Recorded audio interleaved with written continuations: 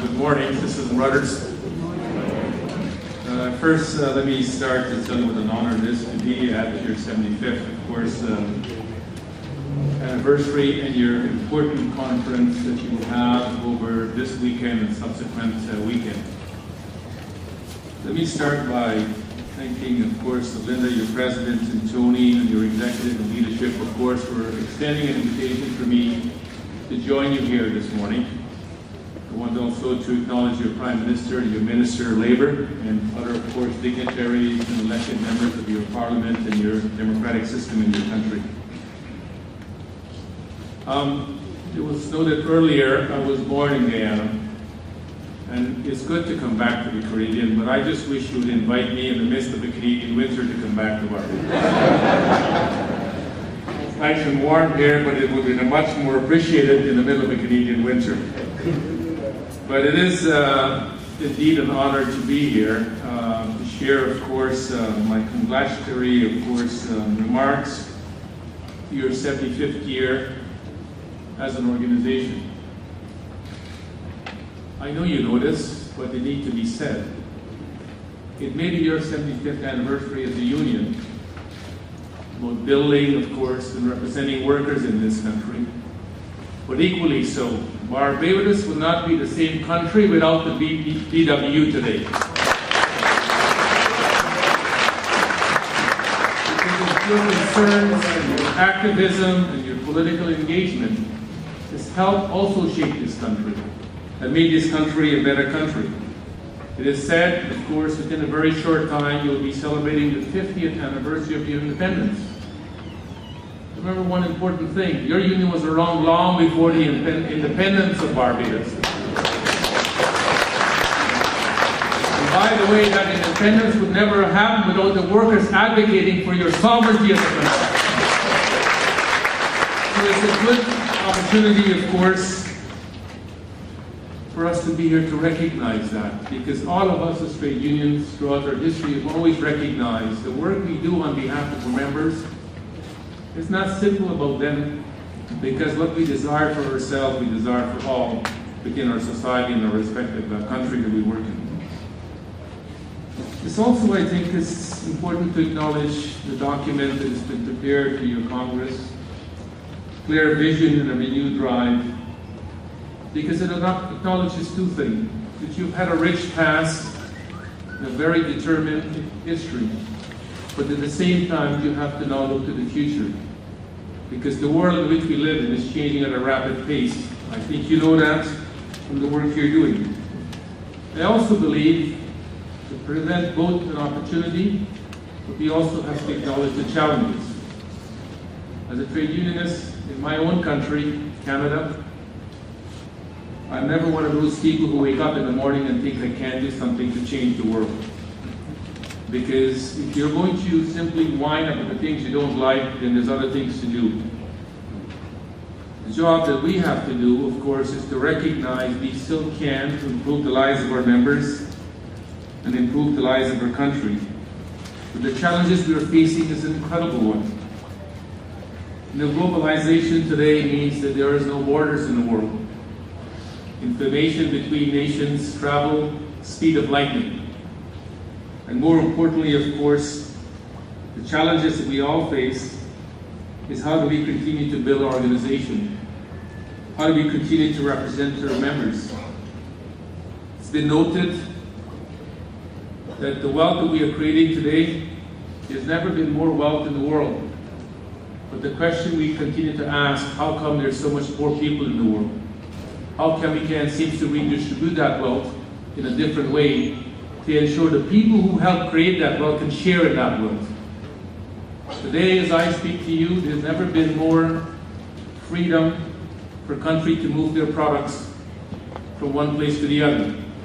While as workers' organization, we've never been against trade, but we always said fundamentally, trade has to, of course, lift the boats of all people, not just a small percentage of those who are privileged within the world's economy. But as a union, we have an important role to play in this. We can't turn back the clock. It's not available to us. fundamentally, we have to recognize that while there are many aspects of globalization we don't like, there's many positive aspects about it that we need to recognize. The flow of information. Not so long ago, if there was a problem in the world with workers, we would have to send you a telegram if you had the machine to receive it, or maybe write you a letter. Today you get an instant message on your smartphone within a second. That's important because you can no longer isolate it from what's happening in the world. The question for us, how are we able to take that information to build our own organization going forward? At the same time, of course, the rights of workers. Well, we know much, and we've heard about Ryder talk about all the improvements that the ILO been able to make. The convention of the ILO aren't simply documents about the kindness and the generosity of the global community. Those documents contain words about the protection of workers and how we can truly build a collaborative ways, of course, to improve the life of working people. Far too often, ILO conventions are simply documents that sit on a shelf somewhere, gathering dust, rather than being used, of course, to improve the lives of working people. Today, as I speak to you, sisters and brothers, because you live on an island, climate change is the biggest challenge we've seen in the century since the human race has been evolved. It might consume all of us. It will not consume the planet. The planet will still be here. If we are going to reverse the effects of climate change, time is of the essence. If the world climate should increase by 2 degrees, it would have a devastating and a catastrophic impact on the world population. 60 million people in the world today are refugees. 60 million. They've been displaced, some by war, some by poverty, economic devastation, droughts, and I can go on the list. 60 million people. They're looking for a home, for a place they can raise their families. They can have a decent job, send their kids to school. Most recently, my country, of course, took the rightful responsibility to take in some 25,000 Syrian refugees. It was the right thing to do. The Germans took in 1 million refugees from Syria. And I said to my Prime Minister then, if Germany can take in 1 million, Canada can do far more than taking in 25,000. We are a large country, we can do better. Because every one of those Syrian refugees that's come to my country to date are going to make a positive contribution to build that country, to strengthen my country. But at the same time, for those families that be given an opportunity to build a new life, so their kids can go to school, it's the right thing for us to do.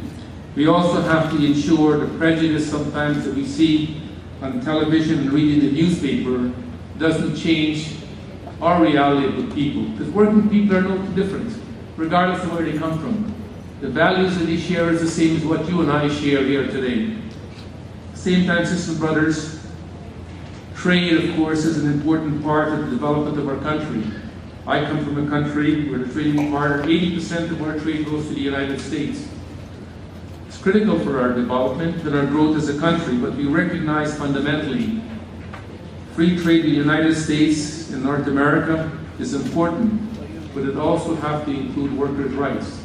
And of course, while governments too often do not talk about the positive impact of trade in terms of commerce, what they forget to talk about, how are they going to protect workers and safeguard their rights within their respective country. If you're going to come to trade in our country, you need to respect the fact that we have laws, and those laws must be observed. As you reflect on the 75 years of your history as an organization, you will be looking at many things, the structure of your union. 75 years ago, when the pioneers created this union, at that time, many of the structures that they put in place made a lot of sense for that particular moment. But it's 75 years later, you have to ask yourself the difficult question, but the challenging question. Does that structure work for us today? And if it doesn't work, don't spend any time debating. Try to figure out how you can make it different, because you're not unique to this problem. We're also going in the same thing in my organization, the Canadian Congress. We have 3.5 million workers represented. And every year we continue to examine the structure. Why? It's a choice and a responsibility. The staff that does the work on behalf of the organization, is it going to be the same or is it going to be different? These are not questions we get to ignore. And as leaders, you know you don't have the luxury of waiting. Because if you're going to have another 75 years of history, these things are going to have to be sorted out. How do we build our organization? How do we make our organization more centered? The resources you have to run your organization. Is it going to meet the needs for the challenges you face and grow this organization? If not, then you have to figure out, well, how do we then figure out we're going to get new resources to build our organization? And leadership. You know, I come from a union, from an organization which I was elected, and I said there was one thing I was not elected to do, is to watch dust gather under my feet. And in order to do that job very effectively, I have to disrupt it a little bit. Because without tension, there will be no change. And the reality is, as leaders, I don't get the tough responsibility. It's my job to deal with it. But I know one thing. If I'm doing the right thing, the members will keep re-electing me. They will keep re-electing me. But more importantly, if you're not dealing with the challenge your organization is faced with, then you're not doing your duty. What is the role of leadership? You know, the role of the shop steward, who is the front line in our organizations, I always say, without them, there is no union. They're the face of the union every single day in the workplace. They're who the members interact, their skills, their responsibility, their ability to communicate and to engage. I used to be a shop steward. Every day I got shit from somebody. For some reason, didn't matter what it was, but that is the job of a shop steward. When people are frustrated, they want to go to somebody to talk to. No, the Reverend is here this morning, so I wouldn't use language that you will be offended by. But we all know the language of the membership when they're very upset. But without good, competent shop steward to carry on that duty, we cannot build our organization. With all the shop stewards that are here, I can't begin to tell you from the bottom of my heart how much I honor you and respect you for the work you do every single day to build this. Because without you, we cannot grow. But I want to say to you at the same time, as my friends who are in your position, yes, your job is not just to talk to the members, it's to listen to them. Because it's fundamental that we hear what they have to say. Because they truly want us to represent them. And the union is going to continue to rely on more and more. These brothers and sisters, by the way, they're not on the union payroll. They do it voluntarily because they care. We always have to put them in front of our organization, considerate of their concerns and their opinions. Similarly, sisters and brothers, the responsibility, of course, in campaigns, without good shop steward, we cannot win. Because the strength of this union is their ability to communicate to the members. And I know you've got many campaigns in your organization, whether it's to amend the legislation in Parliament and to make some positive change. You know, some people complain about the fact that members don't come to meeting anymore. And that's true. In every organization around the world, this is exactly the challenge. But you know, the lives of the members have changed significantly. They drive much longer distance to go to work. Today our workforce have more women in it than they used to do in the past. Their responsibility has changed. But simply because people do not come to a union meeting, it does not mean you're not interested in the union. The question, how do we get the information to the members? How do we continue to talk to them about things that are important to build a union, as we all struggle with this reality? Next, I'd like to talk about, of course, the role of women. When my organization was founded from almost over 60 years ago, women participation. I looked at the founding convention and there was a picture on the wall we still have in the CLC building. It's almost 99% men, those there. I'm not sure whether women didn't want to be involved or they weren't allowed to be involved, but I can tell you this. Today in the Canadian economy, women make over 50% of the workforce today.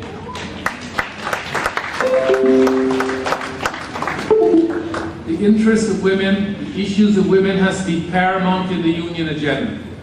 If it's not, the question they're going to ask us, well, who do you represent? Whose interests do you represent? If you want me to be involved in your organization, then I need to be at the forefront of what you do. And this is a new reality for our organization. As we continue, 2 of our officers in the Canadian Labour Congress are women. And we are making a determination to continue to ensure we have gender balance in our leadership structure. Because it's critical. It's one thing to ask them to join and to pay the union dues, but we also have to ask them to serve in the respective responsibility of their organization. So I speak to you today and I'm reflecting on my own reality. You notice there's some gray hair. And I'm noticing in the audience there's a lot of gray hairs. I say this, we are the generations of the past. Like it or not, there's a new generation. They're younger people. I got a lot of young staff in my organization. As a matter of fact, almost all the staff that I've hired in the last 2.5 years are below 30 years of age. So everybody keep asking me this question, saying, why do you keep hiring all these young people? You know, they don't have the experience. I said, yeah, maybe true. When I joined, I was only 18 years of age. I didn't have any bloody experience either. But you know what these young people bring? They bring a certain kind of energy I've never seen in the organization. They bring a certain kind of passion that I've never seen in the organization. And a determination to the campaigns and the work that we do I've never seen in the organization. Now, I'm not so young anymore. But I said to them, for every hour they work, I will work 2 hours. Because the reality is, I need to create that space for this young people in my organization. Because they are the future. They are what's going to keep this organization going for the next 75 years. I want to say to all of you in a very respectful way in this audience. Young people are going to say and do things you're not going to like. Now many of you got kids, right? You kind of know what I'm talking about. So in the union, get over it. Yeah, they might challenge you and tell you that you're full of shit, you know what you're talking about. And you know what? It may be true. Don't spend any time. The fact that they're coming and they're giving you advice and they bring their energy, we need to make sure we can keep them, don't lose them. Because if they don't remain in our organization, then we're not going to grow.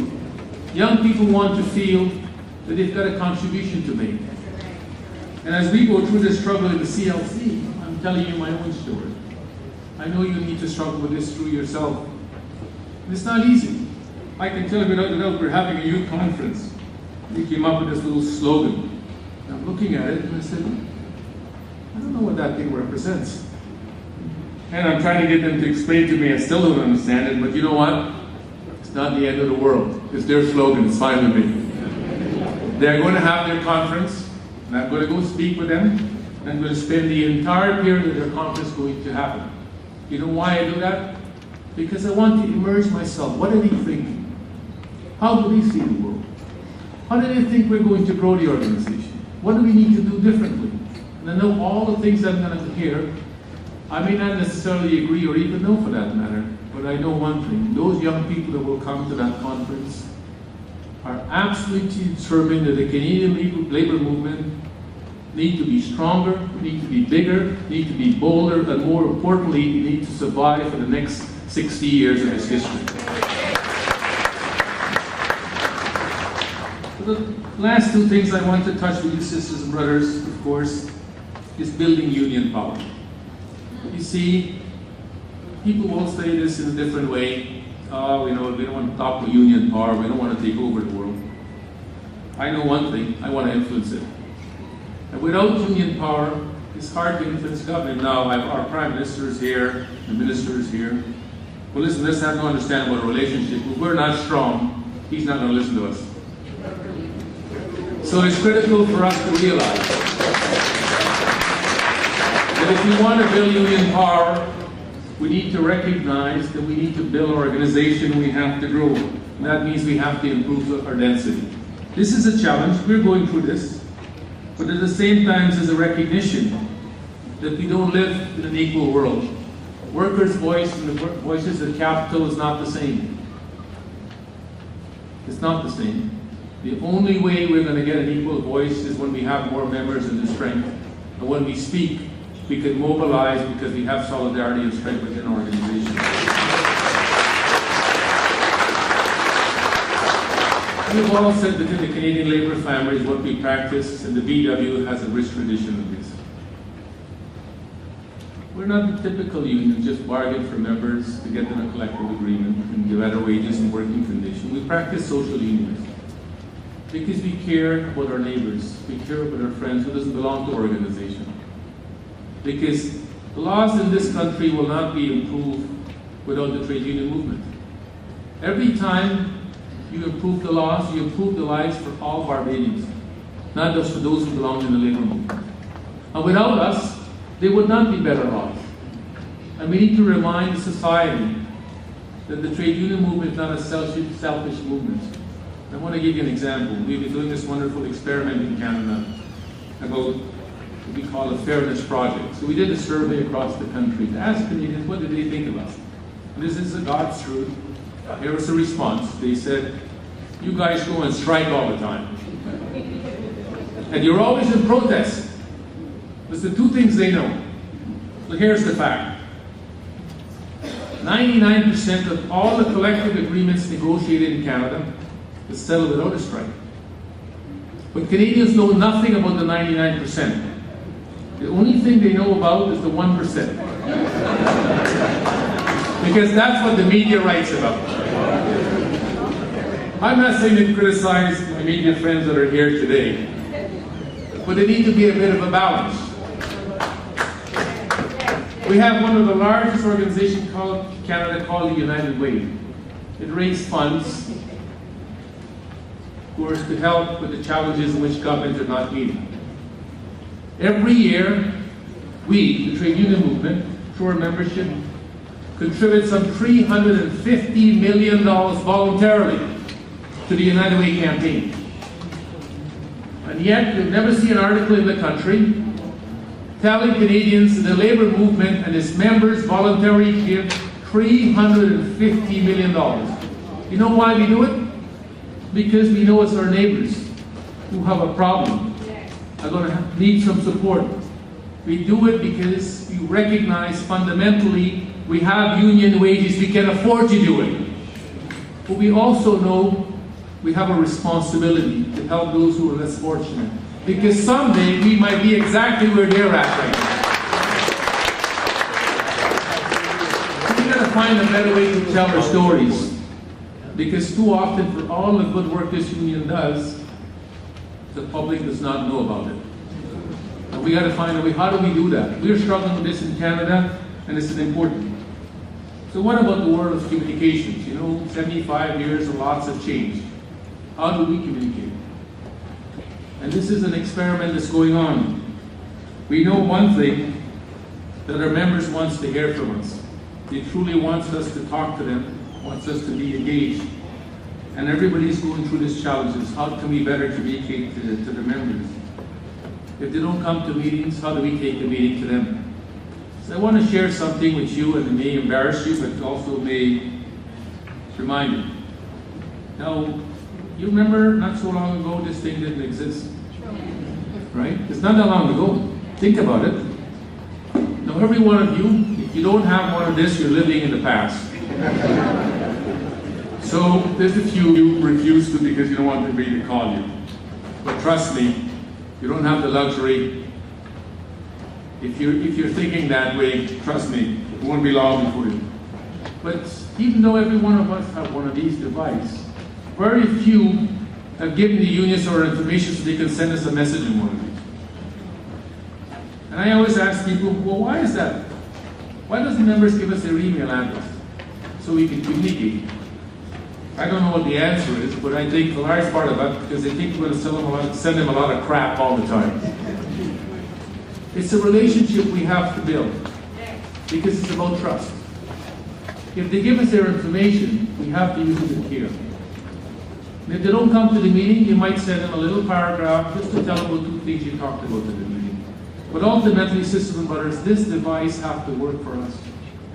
It has to work to strengthen our communications in our organization. We don't have the luxury of getting people to come like this today and sit and listen. And if they're not going to come and sit and listen, we have to figure out a way how we talk and communicate to them. So let me come to the final point I want to make here today. International solidarity. Leroy is right. Your leadership is right. We have had a rich history, the CLC and the BW. Like it or not, I need to renew that relationship with your organization. As a new president, I pledge to do that. This is fundamental. Because with the little bit we can do with you, we can learn lots. Yes, we can learn lots from you. As we can learn, of course, ways how we can better appreciate our different realities. But more importantly, you have an important role to play. The BWU, I would say, in the Caribbean, is the powerhouse of an organization. And most recently, we recruited my friend, your General Secretary, Tony Moore, to become, of course, the Vice President of QUCA. It was a conscious decision on our part, because we recognize the important role you play in the Caribbean, and how you can, of course, strengthen our organization by her being on our executive. Equally so, when Leroy was, of course, in his capacity, ITUC and subsequent ICFTU, he played an important role in building relationships. And that international solidarity matters, sisters and brothers. You know, somebody said earlier today, the role that BW, former leadership, played, and how we were able to get rid of the apartheid regime. South Africans played an important role in that struggle. But the most important thing was the international solidarity to end apartheid. I remember as a young activist, boycotting South African products. I remember in 1991, I went to visit South Africa on a fact-finding mission. And to realize, even though Mandela had been released from prison, we had to stay the course until democracy was finally established back in that country.